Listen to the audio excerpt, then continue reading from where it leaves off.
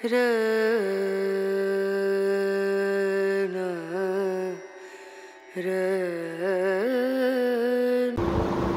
everyone, good morning. Welcome to my channel. আমি moon আর আশা করব তোমরা সবাই ভালো আছো, সুস্থ আছো। আমিও মোটামুটি ভালোই আছি। আজকে হচ্ছে 3rd of জুন আর এখন বাজে দেখলেই তো প্রায় 9:45টার কাছাকাছি। 2-3 মিনিট 2-1 মিনিট মানে বাকি আছে। আর আমি বসে গেছি ব্রেকফাস্ট খেতে আর এখন থেকেই আমি আমার ব্লগটাকে স্টার্ট করলাম। সকাল থেকে আর একদম স্টার্ট করিনি, কেননা দেখো এই একই তো কাজ, একই তো ব্যাপার, তাই জন্য ভাবলাম যে আজকে একটু লেটে আরম্ভ করি। আজকে তোমাদের সঙ্গে সেই গল্পটা শেয়ার করব যেটা এখনো অবধি পেন্ডিং আছে, কৌশিক পাঠিয়েছে, তো সেই গল্পটা অবশ্যই আজকে শেয়ার করব। আজকে অনেকগুলো প্ল্যানও আছে জানো তো। আজকে একটু পার্লারে যাওয়ার ইচ্ছে আছে, বিবনীতে।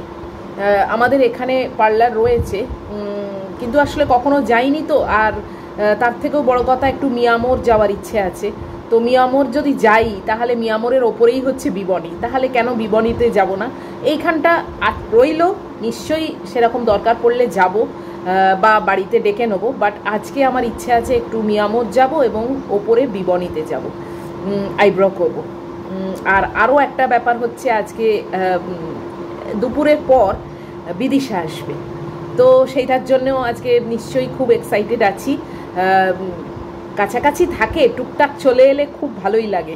আর আমার পক্ষে যাওয়াটা তো একটু মুশকিল এখন, বুঝতেই পারছো, কেননা আমি বিদিশার বাড়ি যেতে গেলে তো আমার ম্যাগিটাকে রেখে যেতে পারবো না। আর ওই কারণের জন্যে আমি বাপিকেও বলতে পারবো না যে তুমি ম্যাগিকে পাহারা দাও, আমি কি যাচ্ছি না বন্ধুর বাড়িতে গল্প করতে, সেটাও ঠিক হয় না।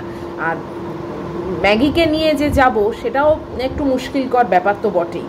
তো তাই জন্যে বেস্ট হচ্ছে যে বিদিশা যদি আমার এখানে চলে আসে, ওর জন্যে এটা খুব একটা প্রবলেমের ব্যাপার নয়, ও ইজিলি চলে আসতে পারবে। তো তাই জন্যে ওকেই আসতে হচ্ছে এখন।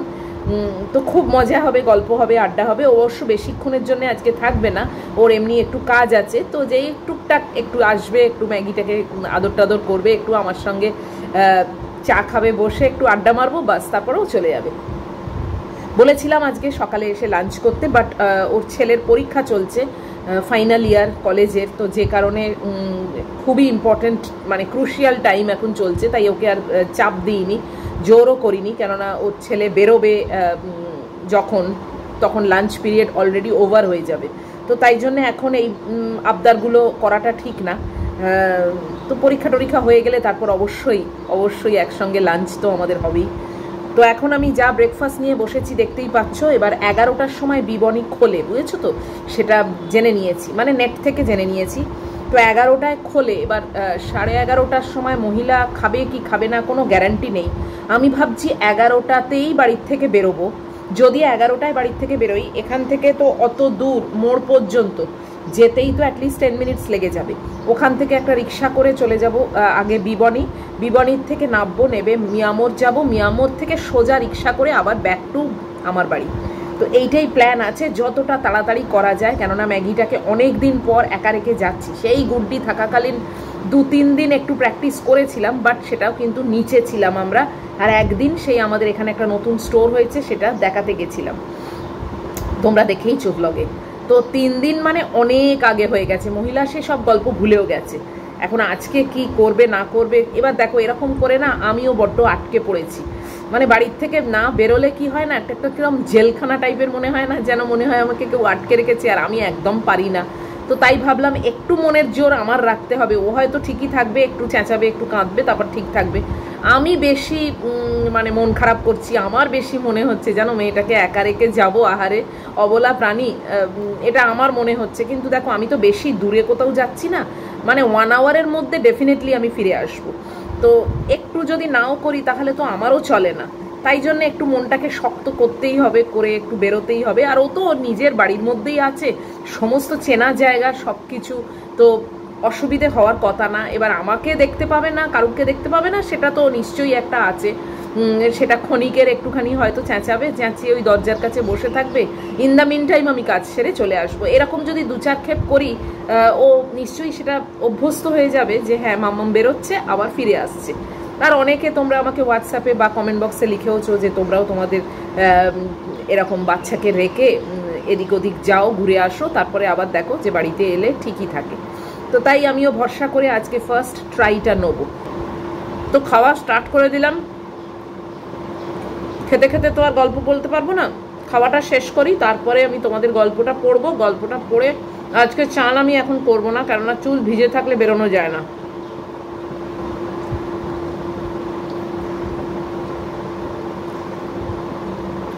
ভেবেছিলাম ওকে খাইয়ে বেরোবো, তারপর ভাবলাম না, দরকার নেই। তার থেকে আমি ওকে 11টার সময় যদি বেরোই তখন ও খায়ও না, আমি চট করে ঘুরে চলে এসে চান করে নিশ্চিন্তে বসে ওকে খাওয়াবো, এটাই প্ল্যান। আর বিদিশা আসবে একটু লেট আফটারনুনে, মানে 2:30-3টে নাগাদ। তো চলো আমি খেয়ে নিই চটপট, তারপর তোমাদের গল্পটা পড়ে শোনাবো। ম্যাগুকে খেতে দিলাম, মানে ওর খাবারটা রেডি করলাম, করে ভাবলাম তোমাদের গল্পটা পড়ে শোনাই। তারপর দেখি আমার ব্যাটারি 2%, সেইটাকে আবার চার্জে দিলাম। তো এখন গল্পটা পড়া হবে না, আমি ঘুরে এসে তারপরে গল্পটা পড়বো। ইন দ্য মিন টাইম ওটা চার্জ হোক। আর এখন বেজে গেছে প্রায় 10:35, এবার রেডি হব। আর মন চাইছে না, বাট কি করব বলো, জোর করে করতেই হচ্ছে। ওকে আমি কেবল বলছি যে আমি একটু নিচে যাব, একটু কাজে যাব, এক্ষুনি চলে আসব। জানি না ও কতটা কি বুঝতে পারছে, আমার দিকে তাকিয়ে থাকছে, ওইটা দেখে না আমার আরও কষ্ট হচ্ছে, আরও আমি জানি না, মানে এই আজকে বেরোবো, আবার এখন কবে বেরোবো তার নেই ঠিক। আমার এই আইব্রোটার জন্যই বেরোনো আরও, জানো।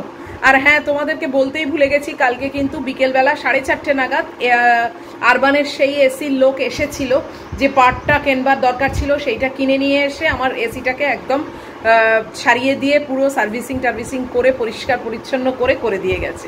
এই খবরটা তোমাদের দেওয়া হয়নি, দেখলাম আসলে মানে মনের ছিল না। হঠাৎ কমেন্ট বক্সে দেখলাম একজন জিজ্ঞেস করেছে যে তাহলে নিশ্চয়ই তোমার এসির কাজটা হয়ে গিয়ে থাকবে। তো হ্যাঁ, হয়ে গেছে এবং এসিটা এখন চলছে। উনি তো 6 মান্থসের ওয়ারেন্টি দিয়েছেন, বাট ভদ্রলোক খুবই ভালো, মানে ওনাকে আবার নেক্সট টাইম ডাকবার মতোই, খুবই পোলাইট, খুবই ভদ্র যাকে বলে। যাকে আস্তে আস্তে রেডি হয়ে নিই, তারপরে এসে মহিলাকে খাওয়াবো। রেডি হয়ে গেছি, জাস্ট এই কুর্তিটা পরে নিয়েছি। আর ম্যাগু এই যে দেখো, খুব কষ্ট লাগে আমার, জানো তো, ওকে একা এরকম রেখে না আমি বেরোতে চাই না, কিন্তু কি করব বলো, উপায় নেই। এটা তো একটুখানি অভ্যেস করাতেই হবে। তো যাই, যতখানি তাড়াতাড়ি পারবো আমি পা চালিয়ে যাবো, আর তারপর ওখান থেকে রিক্সা ধরে চলে যাব, আবার রিক্সা ধরে ফিরে আসবো। এমন কিছু দূর নয়, বাট তাও রিক্সা করলে তো তাড়াতাড়ি হবে না পায়ে হেঁটে যাওয়ার থেকে। উফ, এটা আমার ভীষণ খারাপ লাগে, ওকে একা রেখে যাওয়া। বেচারা মুখে বলতে পারে না, কিন্তু উপায়হীন হয়েই বেরোতে হচ্ছে। একা মানুষ, কি করব বলো।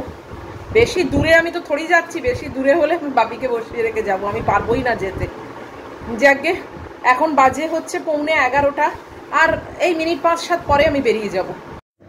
বেরিয়ে এসেছি, ও চেঁচাচ্ছে, তবে এখন আবার চুপ করেও আছে। এখনো বিবনি খোলেনি, 11টায় লেখা রয়েছে মানে ওপেন সুন। তো এখন যাই, একটু ওষুধও কিনবো, পরে চলে যাব, তো টাইম হয়ে যাবে ঠিক। হেঁটে চলেছি, খুব তাড়াতাড়ি যাচ্ছি যাতে তাড়াতাড়ি ফিরতে পারি। নিচে নেবেও দেখেছি চেঁচাচ্ছি, অনেকদিন অভ্যেস নেই তো, এটা হবেই বলো। প্রথমেই আমি আমাদের ফার্মেসিতে চলে এসেছি, একটা ওষুধ নেওয়ার আছে, এটা নিয়ে তারপরে আমি রিক্সাটা ধরবো। ফার্মেসির কাজ শেষ, আমি রিক্সায় উঠেও পড়েছি, আর এই যে যাচ্ছি রিক্সা করে। মনটা আমার পড়ে আছে বাড়িতে ম্যাগুর কাছে, জানো, আর আমি যাচ্ছি রিক্সা করে, কি করব আর।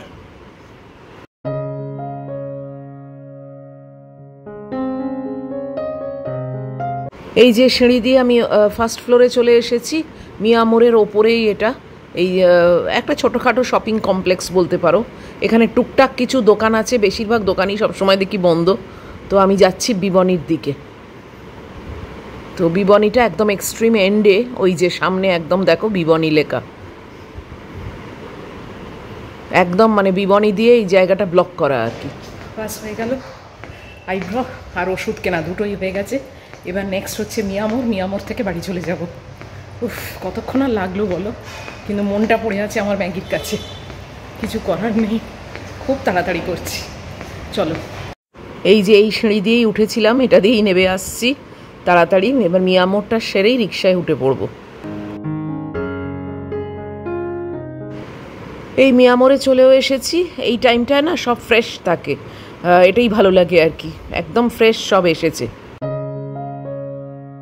বাস মিয়ামোর থেকে যা নেওয়ার নিয়ে আমি এবার রিক্সায় উঠে পড়েছি আর এবারে যাচ্ছি বাড়ির দিকে। উফ, এতক্ষণে আমার একটু নিশ্চিন্ত লাগছে যে অ্যাটলিস্ট সব হয়ে গেছে এবং আমি এগোচ্ছি। আরে দেখো, আধ ঘন্টাও হয়নি আমি বাড়ি ফিরে যাচ্ছি। ঘড়িতে এখন দেখছি এই 20-22 মিনিট মতো হয়েছে। এত তাড়াতাড়ি আর 3টে জায়গা যে মেকআপ দিয়েছি নিজেই বিশ্বাস করতে পারছি না।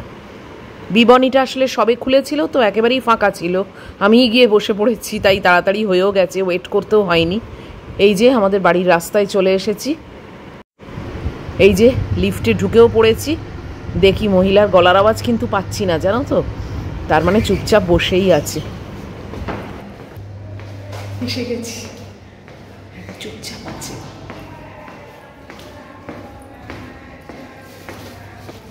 চলো দরজাটা খুলি, দেখি মহিলা কি করে।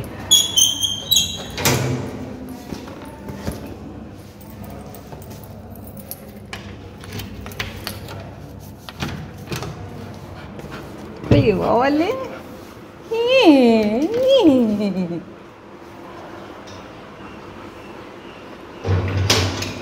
মামা এসে গেছে। হে বাবু, বাবুজি এসে গেছে মাম্মাম, এসে গেছে মাম্মাম। তুই কত লক্ষ্মী মেয়ে হয়েছিলে, কত লক্ষ্মী মেয়ে হয়েছিলে বাবু। হলি বাবলে, কত লক্ষ্মী মেয়ে হয়েছিলে। গেলো ছুটে ছুটে গেছি, ছুটে ছুটে এসছি। যে তোমাকে আমি একা রেখে গেছি, কত কষ্ট হয়েছে আমার। নে বাবু, নে বাবু। বসেছিল চুপ করে, জানো, সিকিউরিটিকেও জিজ্ঞেস করলাম, বললো না চেঁচাইনি, শুনতে তো পাইনি কিছু আওয়াজ। ওর থেকে আমি বেশি মানে ওই হয়ে পড়েছি, জানো, যে আহারে ওকে রেখে গেছি একা। ঠিকই আছে মহিলা। তো চলো এবারে আমি চান করব। চান করে আমার আইব্রোটা হয়ে গেল। বাপরে, ছুটে গেছি, ছুটে এসছি, মানে বোধহয় 30 মিনিটসের মধ্যে আমি বাড়ি চলে এসেছি। আর কত তাড়া করবো বলো। চলো চলো সোনা মেয়ে আমার, চলো আমি চানটা করে ওকে এবার খাওয়াবো। এসেই আগে চানটা সেরে নিয়েছি, এবারে নেক্সট কাজ হচ্ছে ম্যাগিকে খাওয়াবো। ম্যাগিকে খাইয়ে তোমাদেরকে গল্পটা পড়ে শোনাবো, ওটা আমার মাথায় আছে, ভুলিনি। চলো আগে ম্যাগিটাকে ধরে নিয়ে আসি। এই যে মহিলাকে খাওয়াতে বসেছি, বাট মহিলার কিন্তু এখন ইচ্ছে নেই খাওয়ার। বসে গেছি গল্পটা নিয়ে, কেননা ম্যাগি এখন খেলো না, জাস্ট একটু মুখ দিয়ে অল্প একটু মাছ খেয়েছে, খেয়ে বাস হয়ে গেছে, ওর গল্প শেষ।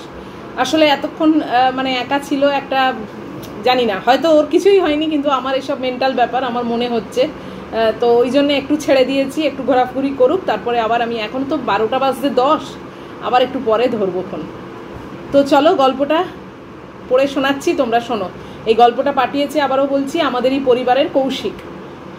আচ্ছা, সুদীপ্তবাবু একটা প্রাইমারি স্কুলে চাকরি করেন, বয়স কম বেশি 50 বছর।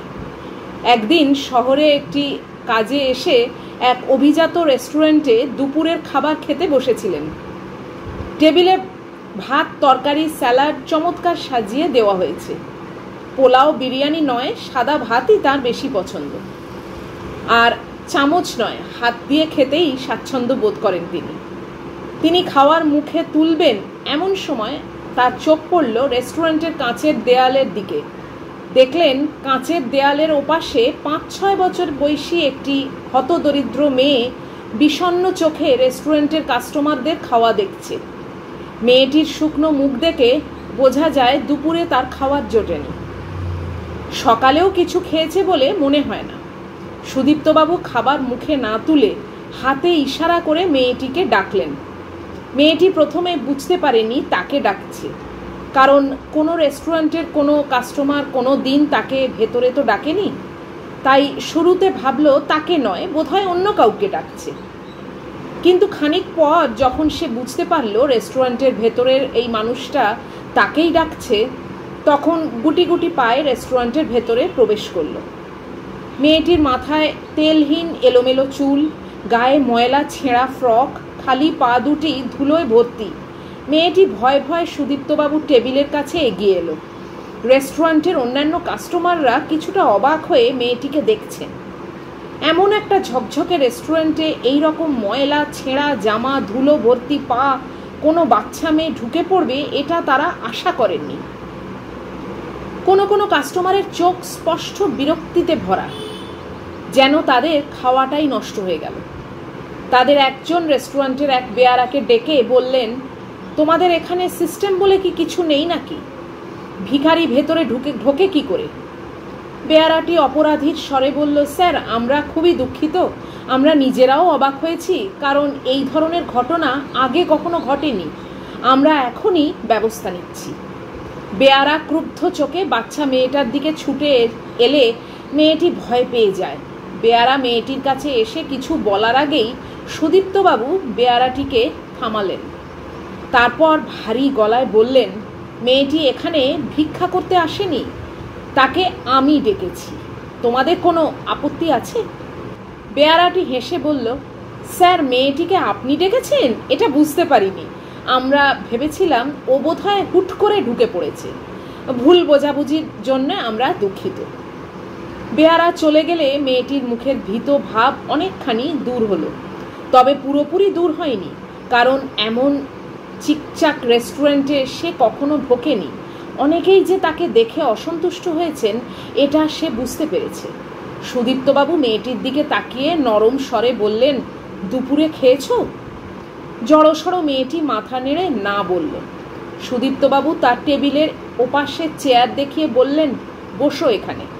কিন্তু মেয়েটি চেয়ারে না বসে গুটি গুটি পায়ে রেস্টুরেন্ট থেকে বেরিয়ে গেল। মেয়েটির এই আচরণ তিনি একদমই বুঝতে পারলেন না, তিনি এটা মোটেই প্রত্যাশা করেননি। তিনি আশ্চর্য হয়ে মেয়েটির চলে যাওয়া দেখলেন, কিন্তু একটু পরেই তিনি দেখলেন মেয়েটি রেস্টুরেন্টে প্রবেশ করলো।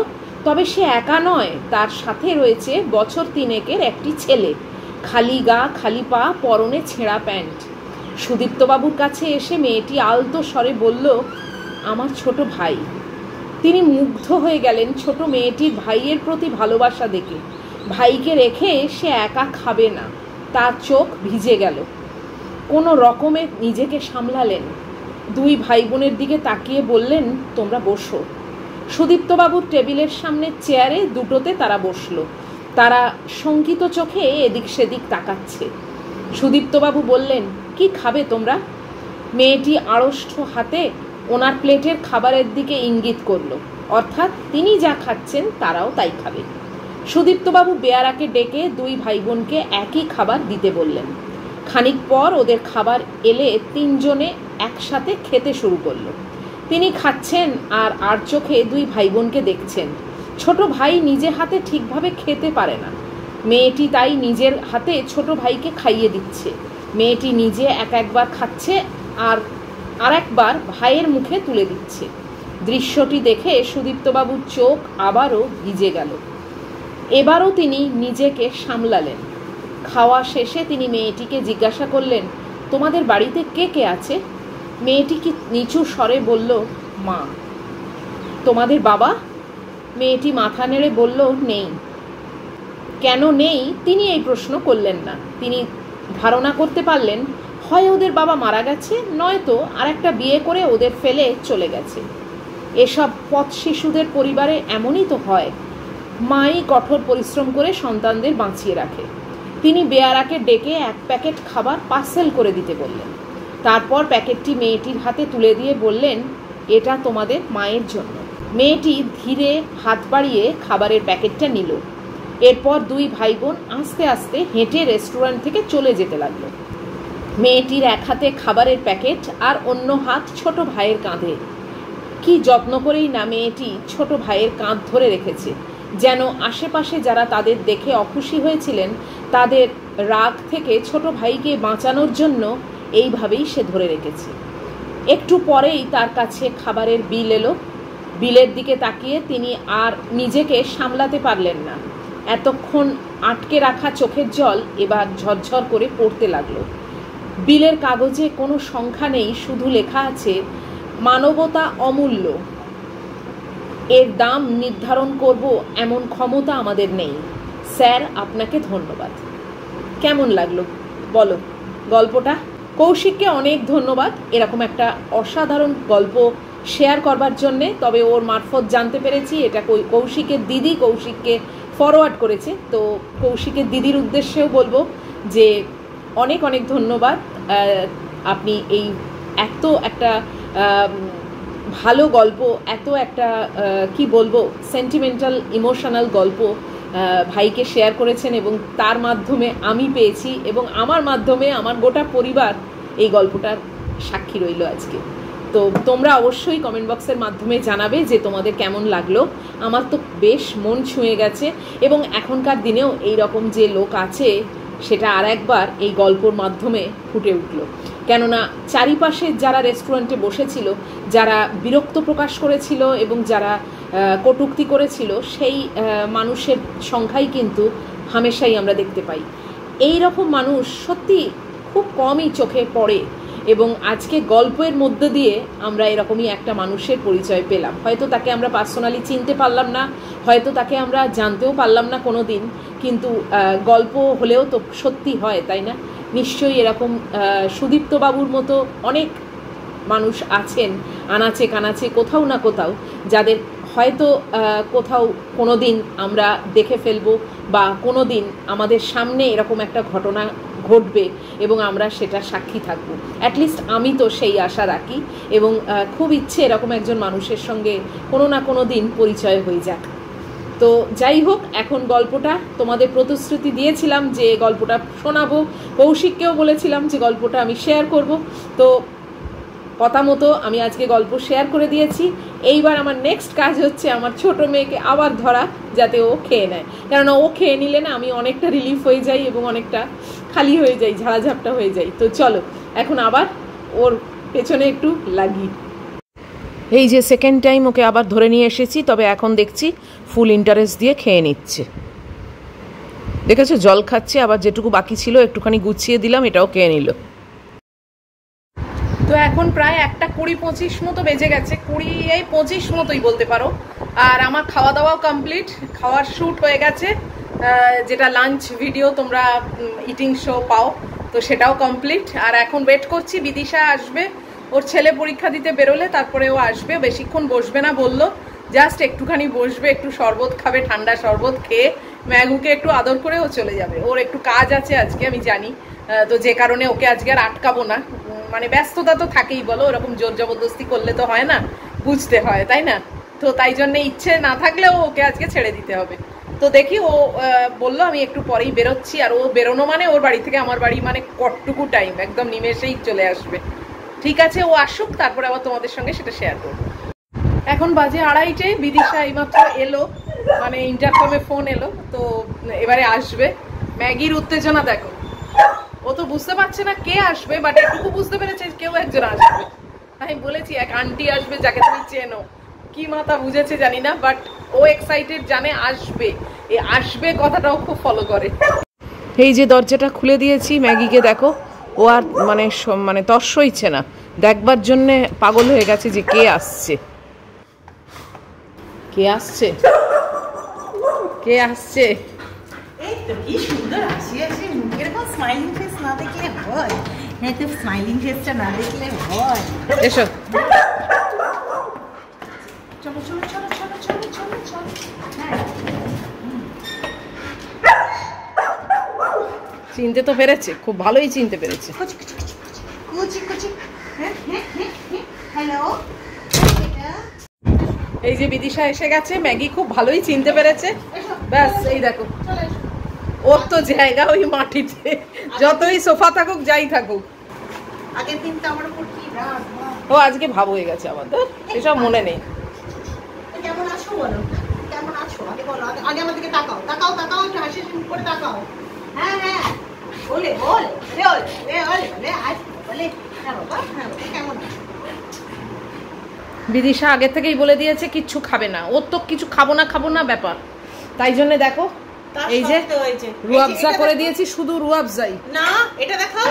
হ্যাঁ, ওই একটা ছোট পেস্ট্রি, এটা বলো, কথাই ছিল না কিন্তু, ওই একটা খুব সামান্য, শুধু জলটা কেউ দেয়, ওটা তো রুয়াবজা মানে জল। ও খাবে না, দূর, এখানটা রাখলাম, ও খাবে না। এটা কোনো খাবার হলো বলো তো? সামান্য একটা, হঠাৎ করে আজকে চলে এলাম। একদম একদম তো আমি তো ভেবেছিলাম কতদিন ধরেই আসবে আসবে করে সময় আর হচ্ছে না, আবার আসবে। এখন ছেলের পরীক্ষা তো, আর একটু কাজে ব্যস্ত আছে। এসো। এই দেখো আন্টি কি রেখেছে, দেখো এই দেখো, ওই দেখ। ও খাবে না, ও খাওয়ার থেকে 10 হাত দূরে। ও যেখানে খাওয়া ও সেখানে থাকে না। খেয়ে থাকো? হ্যাঁ। তুমি কি হাওয়া খেয়ে থাকো? একটা কথা আমাকে বলো আজকে।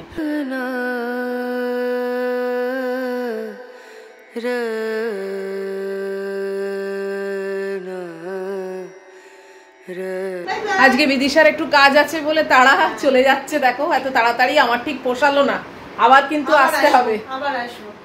হ্যাঁ একদম পোষালো না এত তাড়াতাড়ি, কিচ্ছু খেলো না, শুধু ওই শরবত। ওটাই দরকার এখন। চলো টাটা, সবাইকে টাটা। চলো চলো আবার আসবে। খুলে দাও। হ্যাঁ হ্যাঁ, তোমার হিরোইনেরও পোষালো না কিন্তু। বাবু আমার আমি আসবো। হ্যাঁ মা মেয়ের কারুর পোষালো না।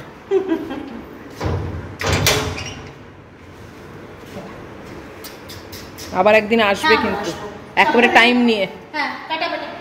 বাবানের পরীক্ষাটা হয়ে যাক, 11 তারিখের পর। ব্যাস। চলো 3টে বাজতে চললো, বিদিশা চলে গেল। আমি এবারে যাব ম্যাগিকে নিয়ে এসিতে একটু ঘুমোতে। তো আজকের ভিডিওটা এবারে শেষ করে দিচ্ছি। যদি তোমাদের আজকের ভিডিও ভালো লাগে তাহলে প্লিজ একটা লাইক শেয়ার কমেন্টে সাবস্ক্রাইব করে দিও। সব ঠিকঠাক থাকলে অবশ্যই চলে আসবো আবার আর একটা ভিডিও নিয়ে। টিল দেন তোমরা খুব ভালো থাকবে, সাবধানে থাকবে। Love you all.